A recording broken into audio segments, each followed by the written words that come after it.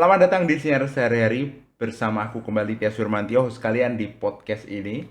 Welcome back teman-teman. Kembali lagi di episode terbaru Sinar Sehari-Hari yang tayang setiap hari Minggu di setiap minggunya. Jadi sekali dalam seminggu Sinar Sehari-Hari menyapa teman-teman dengan berita-berita yang mungkin sudah pernah teman-teman dengar atau hal-hal yang mungkin rame di sosial media teman-teman atau hal-hal yang sedang ramai di sekitar kita obrolin bareng di sini, kita cari perspektif yang menarik dan kemudian ya kalau bisa kita ambil apa yang bisa kita petik ya dari kejadian yang sedang kita omongin.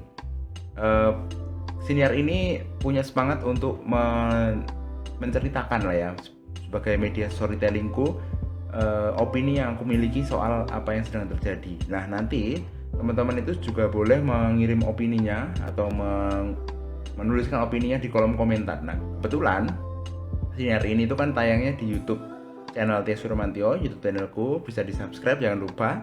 Kemudian di Spotify Sinar Sehari-Hari yang dimana di situ versi audionya. Teman-teman bisa komen di dua media ini, bisa ke YouTube kalau mau komen boleh, bisa ke ke Spotify ya, Spotify Sinar Sehari-Hari, bisa juga di follow. Kemudian komen-komen aja kalau punya pendapat tertentu. Yang biasanya memang aku bikin kayak short formnya gitu ya, cuma secuplik aja sebagai kayak media iklannya gitu ya, media advertise-nya kepada teman-teman melalui short gitu ya, short video di YouTube atau di Instagram Reels gitu, kemudian di TikTok. Teman-teman juga boleh bisa komen di situ, nanti selengkapnya kita bisa diskusi panjang lebar. Nah itu dia pembukaannya. Jadi selamat datang kembali ya di episode ke-6 kalau nggak salah ini ya. Per episode ini tayang nanti kita sudah berjumpa sebanyak 6 kali teman-teman ya. Jadi Siniar ini akan terus menyapa teman-teman di setiap minggunya ya nanti. Jadi ditunggu aja episode-episode terbarunya, pasti enggak pasti sih. Maksudnya aku akan mencoba membuat sesuatu yang semoga teman-teman suka dan kita bisa bertukar opini dan perspektif. Nah, apa yang akan kita bahas pada episode kali ini ya? Kan biasanya kemarin kita sudah bahas banyak hal ya soal berbagai macam hal yang terjadi di Indonesia, bisa juga terjadi di beberapa tempat gitu ya secara bersamaan, bisa jadi beritanya baik dan buruk gitu ya.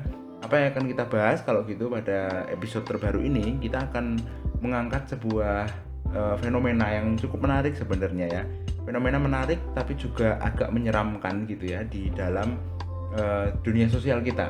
Dunia sosial kita itu artinya di antara kita dan masyarakat gitu. Nah, yang akan kubahas saat ini adalah mengenai banyaknya konser atau banyaknya kegiatan offline ya yang melibatkan crowd, melibatkan kerumunan.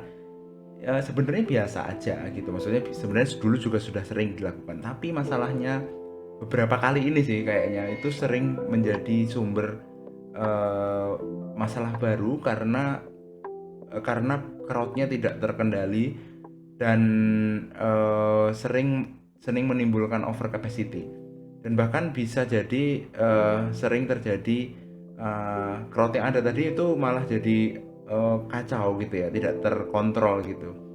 Nah, banyak sekali yang terjadi belakangan ini hal-hal semacam itu.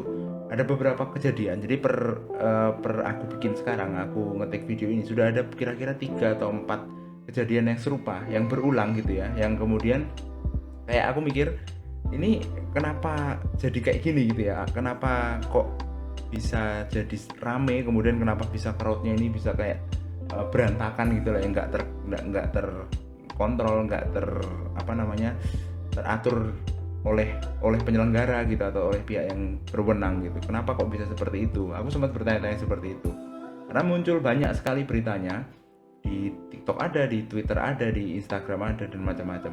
Aku yakin teman-teman juga mengikutinya. Event-event yang nanti akan kita bahas itu sebenarnya cuma contoh dari event yang menjadi hal demikian, dan itu mengganggu atau bisa jadi bisa jadi berpotensi membuat event berikutnya menjadi gagal terselenggara gitu, karena ya mungkin masalah kepercayaan publik ya terhadap penyelenggaraan event semacam itu. Sebelum kita membahas lebih jauh ya, jadi kejadian crowd yang menimbulkan massa yang besar dan kemudian kacau balau ini, kalau kita tarik ulur banyak sekali, memang sudah beberapa kali terjadi. Yang paling baru di kita dan kita sudah alami itu juga pernah aku bahas di siniar ini ketika kasus Stadion Kanjuruhan itu naik ke permukaan atau menjadi berita nasional, berita duka nasional ya, karena melibatkan kehilangan nyawa banyak orang. Itu merupakan kejadian di mana crowd atau massa yang banyak itu tidak terkontrol. Kemudian terjadinya aksi-aksi yang dalam tanda kutip membuat kondisi crowded itu menjadi mematikan gitu. Nah, apakah crowd yang sekarang ini seperti itu? Aku lihatnya sih memang belum ya, jadi belum atau semoga jangan. Tapi ada beberapa kasus yang berpotensi akan ke sana. Dalam hal ini fenomena atau kejadian yang terjadi di Stadion Kanjuruhan itu juga sempat terjadi di luar negeri. Kalau teman-teman tahu, di beritanya ada di Itaewon atau di satu negara yang punya culture yang cukup kuat atau cukup maju saat ini ya, yaitu di Korea Selatan tadi, di Itaewon. Nah, di situ aku melihatnya polanya hampir serupa. Hampir serupanya kenapa? Karena sedang ada event besar yang sedang dirayakan atau sedang diminati oleh banyak orang. Kalau di Kanjuruhan kemarin adalah sepak bola, saat ini atau di Itaewon itu adalah Halloween. Kemudian masa yang berkumpul itu menemukan banyak hal yang tidak sesuai ekspektasi. Mungkin bisa jadi kapasitasnya lebih banyak, terus kemudian akses fasilitas tidak memenuhi atau tidak memadai, yang menghasilkan tumpukan manusia dalam satu tempat yang sama, yang akhirnya itu yang awalnya kumpulan massa ini belum membahayakan menjadi mematikan itu. Karena di Itaewon kemarin itu juga sayangnya akhirnya menjadi peristiwa yang merenggut banyak nyawa gitu ya, dan sampai ada klarifikasi dari pemerintah. Nah, kalau gitu apa yang kita bisa pelajari dari dua kejadian itu? Sebenarnya kejadian seperti itu, seperti aku bilang tadi itu gimana ya, aku mau bilang wajar tapi kayak nggak enak. Ini kejadian seperti itu sebenarnya berpotensi akan hadir dimanapun dan kapanpun. Oke. Bisa jadi dimanapun dan bisa jadi dalam occasion apapun, bisa jadi kepada siapapun. Nah, yang perlu kita lakukan kan adalah mengantisipasi supaya jangan terjadi kejadian serupa, bahkan jangan sampai terjadi hal yang berkaitan dengan nyawa tadi ya, atau mematikan tadi. Nah, itu yang perlu kita antisipasi. Sayangnya beberapa minggu belakangan ini atau beberapa bulan belakangan ini ada kejadian yang serupa, tapi memang untungnya belum sampai merenggut nyawa dan membuat banyak korban jiwa dalam hal ini. Tapi banyak yang pingsan gitu, atau banyak yang kolaps gitu karena memang cukup luar biasa. Ada beberapa aku menemukan di beberapa di katadata.co.id di akun Instagram mereka kemarin merekap beberapa konser musik yang melibatkan banyak massa tapi semacam tidak terkontrol atau tidak di handle dengan baik oleh penyelenggaranya atau promotornya. Nah, di sini di postingan dari katadata.id, kapan ini postingannya ya? Kita baca captionnya dulu ya. Ini kalau di sini sih one day ago ya. Kewaspadaan terhadap bahaya saling berdesak-desakan dalam kerumunan tengah menjadi pusat perhatian dalam beberapa penyelenggaraan acara konser musik. Oke. Perhatian ini membesar terutama setelah peristiwa insiden di Stadion Kanjuruhan Malang, Jawa Timur, serta pesta Halloween di Itaewon, Korea Selatan, seperti yang kita bahas sebelumnya. Di hari yang sama dengan tragedi Itaewon, festival berdendang bergoyang dihentikan lebih cepat oleh kepolisian pada 29 Oktober akibat kelebihan kapasitas sehingga banyak penonton pingsan. Insiden itu menyebabkan konser di hari ketiga, yaitu tanggal 30 Oktobernya itu dibatalkan. Akibat kejadian itu, 2 orang ditetapkan sebagai tersangka, yaitu HA sebagai penanggung jawab acara dan DP selaku direktur. Mereka diduga lalai sehingga menyebabkan seseorang terluka berat. Dalam proses penyidikan, kepolisian menemukan adanya dugaan penjualan tiket dilakukan melampaui kapasitas gedung tempat festival digelar. Sebab Istora memiliki kapasitas maksimal 10.000, sementara penonton yang datang dilaporkan mencapai 21.000. Ada indikasi atau ada bukti data over capacity di situ. Setelah terjadi insiden berdendang bergoyang, beberapa konser musik band ternama tanah air juga terkena imbas. Salah satunya adalah konser Dewa 19 yang sedianya atau sebelumnya digelar pada 12 November 2022 ini di Jakarta International Stadium. Akhirnya diundur ya. Konser lain yang dihentikan yaitu konser NCT 127. Ini kayaknya salah satu K-pop ya, di Ice BSD pada Jumat 4 November dihentikan menjelang akhir konser. Penyebabnya adalah penonton pada barisan paling depan saling berdesakan untuk mendekati panggung. Kepolisian meminta konser dihentikan setelah terdapat 30 orang pingsan karena berdesak-desakan. Namun konser hari kedua tetap diadakan. Nah, ini ada daftar konser yang direkap oleh Katadata. Yang pertama tadi berdendang bergoyang. Ini konser yang tadi dibilang ada di Istora ya. Ini konsepnya sama ya. Konser itu kan kebanyakan teman-temanku juga sering ikut. Itu pasti ada beberapa stage, ada beberapa tempat yang dimana ada artis-artis yang datang kemudian melakukan konser di beberapa tempat yang berbeda. Nah, kasusnya sama. Di berdendang bergoyang ini kalau dari keterangannya adalah permohonan isinya untuk 3.000 penonton, tapi panitia menjual 9 kali lipatnya. Nah itu. Dan kalau teman-teman lihat footage video yang beredar memang terkesan kacau dan juga tidak terhandle. Bahkan banyak yang penonton yang datang itu memunculkan testimoni bahwa panitia saat itu tidak ditemukan gitu, atau sering adanya pemindahan jadwal atau pemindahan stage secara tiba-tiba gitu ya. Itu yang pertama, berdendang bergoyang. Kedua adalah konser NCT 127 yang ada ini, konser grup idola K-pop benar ya, NCT 127 digelar di SBSD yang tadi 30 orang pingsan. Kemudian nah ini sebenarnya ada konser Dewa 19 yang awalnya 12 November 2022 diundur menjadi 4 Februari 2023. Salah satu alasannya karena permohonan isinya belum dikabulkan. Panitia telah menjual 60.000 tiket, sangat banyak.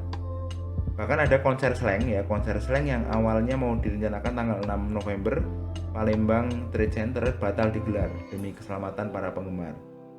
Kepolisian tidak memberikan izin konser yang diperkirakan 10.000 ya karena letaknya di komplek pertokoan. Kemudian ada fan meeting Sehun EXO, ini juga K-pop kalau nggak salah, di Central Park Mall. Ini juga terpaksa dibatalkan. Polisi mencabut izin keramaian karena membludaknya pengunjung. Konser K-pop We All Are One Last Love K-pop ini dari siapa ya? Ini kayak gabungan gitu ya. Menunda hingga Januari tahun depan karena alasan keselamatan penonton. Lagi viral dan lagi hype ya soal pemberhentian konser atau pengunduran jadwal konser karena masalah yang tadi kita sudah bahas ya, karena banyaknya mismanagement yang terjadi yang membuat akhirnya konser yang harusnya asik dinikmati oleh pengunjung atau penggemar, bahkan itu kan pasti fansnya datang untuk melihat idolanya, terpaksa dibatalkan karena beberapa faktor memang ya. Faktor yang pertama jelas karena over capacity ini menyebabkan pengelolaan dari panitia. Yang kedua ini akhirnya tidak maksimal. Bisa jadi karena panitia yang tidak mencukupi untuk mengelola orang sebanyak itu, mitigasinya tidak bagus, kemudian fasilitas pendukungnya tidak memadai, kayak fasilitas kesehatan, fasilitas tanggap darurat dan lain-lain, itu pasti tidak bisa diakomodir karena over capacity tadi. Yang ketiga adalah alasan efek dari ketiadaan fasilitas tadi, yaitu keselamatan dari pengunjung atau penonton yang datang. Itu pasti berbahaya sekali. Ya gimana? Orang mereka datang kan dengan ekspektasi bahwa mereka akan ketemu idolanya. Mereka berangkat dari rumah gitu atau berangkat dari tempat mereka masing-masing, itu pengennya ya nonton seru-seruan gitu, nyanyi waktu ini. Nah, Tapi masalahnya kan ketika ternyata manajemennya tidak baik untuk masing-masing konser ini, ya membuat banyak hal terjadi gitu ya. Bisa jadi nantinya kalau dilanjutkan sampai selesai pun atau sampai kelar pun bisa jadi berbahaya sekali, seperti yang terjadi di Kanjuruhan dan juga di Itaewon. Nah, memang ada langkah, bukan preventif sih ini langkah pencegahan terjadinya efek yang lebih buruk gitu ya.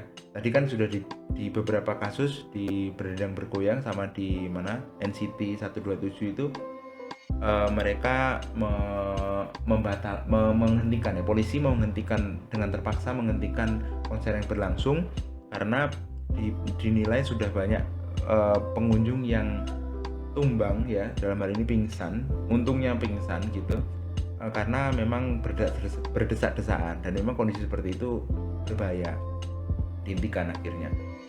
Nah, ya wajar kalau misalnya akhirnya banyak yang protes, banyak yang komplain ya dari banyak pihak, terutama dari pengunjung yang sudah membayar tiket. Itu pasti tiketnya mahal kan gitu ya, tiketnya tidak murah untuk mengikuti atau ikut dalam kegiatan itu. Hal itu yang harus kita jadikan pelajaran dalam hal ini gini, bukan karena kan kita tidak ada di ini ya, kita sebagai pendengar atau kita sebagai penikmat itu tidak ada di pihak manajemen yang menyelenggarakan acara. Kita nggak tahu kondisi mereka kayak gimana sehingga mereka membuka tiket lebih banyak, kita nggak tahu planning mereka kayak gimana.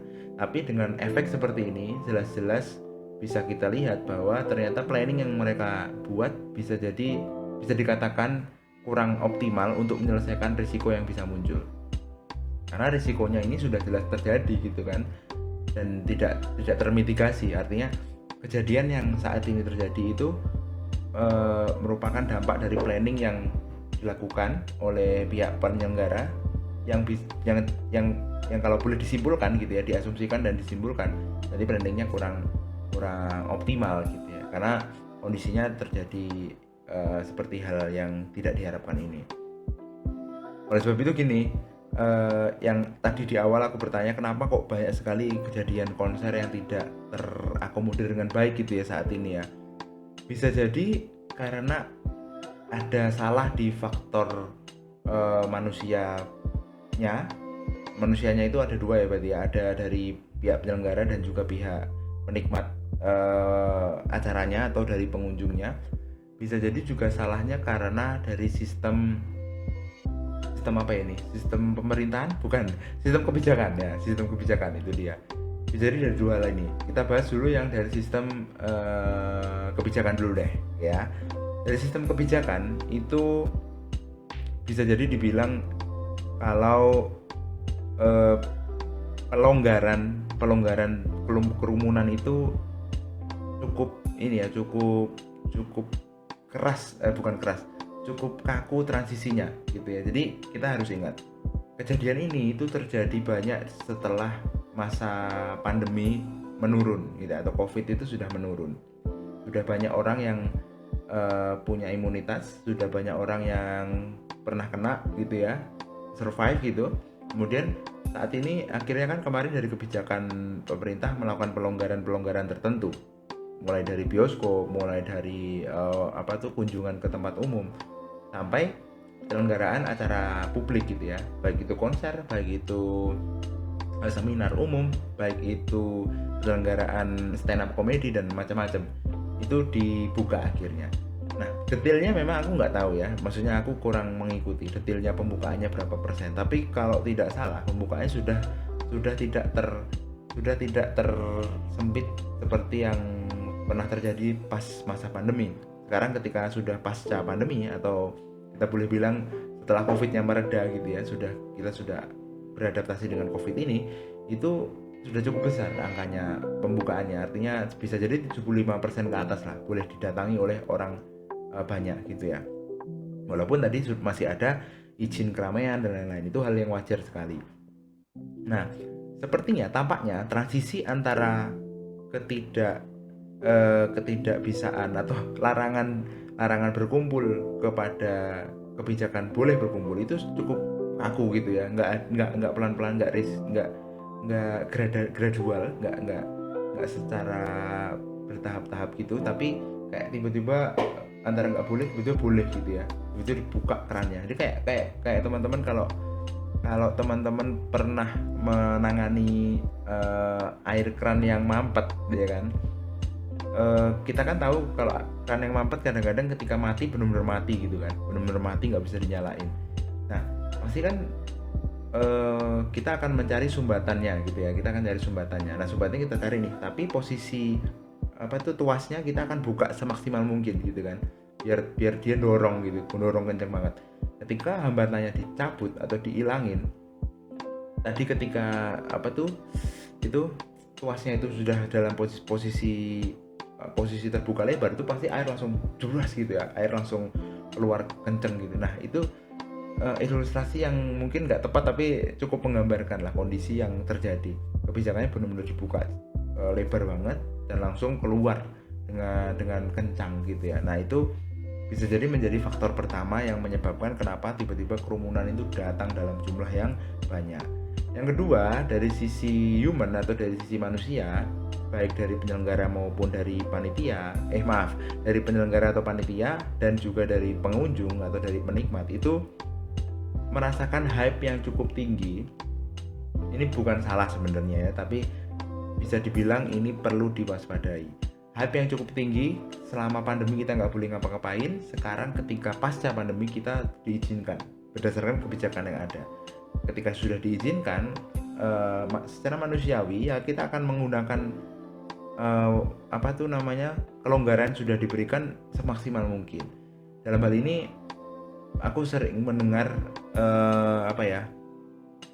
bukan keluhan sih, kayak omelan teman-teman di sekitar kalau memang isolasi atau kehidupan selama pandemi itu sangat membosankan. Bosanin banget karena kita kan bukan lockdown sih, maksudnya kita harus stay at home ya dalam beberapa waktu yang lama. Ngantor harus dari rumah, kerja harus dari rumah, apalagi kuliah harus dari rumah. Bahkan anak-anak juga pasti punya kebosanan yang sama gitu. Nah di masa-masa seperti itu kita merindukan keramaian atau kita merindukan aktivitas interaksi kita dengan manusia lain, kita merindukan experience yang pernah kita rasakan. Akhirnya ketika ada kelonggaran yang diberikan, yang tadinya kelonggaran ini tiba-tiba langsung dari 0 ke 10 misalnya, artinya langsung dibuka gitu, ya akhirnya dimanfaatkan semaksimal mungkin untuk mengatasi kerinduan akan experience sudah kita miliki selama pandemi itu, selama isolasi itu. Jadi tiba-tiba langsung membludak aja gitu, jebret gitu, membludak banyak, yang dimana ini dari sisi penyelenggara atau manajemen ya mungkin juga perlu adaptasi dengan kondisi yang baru. Ini kondisi yang baru soalnya walaupun sebelum pandemi sering ada penyelenggaraan konser, penyelenggaraan live event ya, musik apapun itu, tapi kan kondisi psikologis dari manusianya berbeda. Kondisi psikologis manusia ketika after pandemi ini sudah ada dinamika, mereka terisolasi selama setahun 2 tahunan gitu ya. Mereka terisolasi itu terkungkung selama 2 tahunan ini.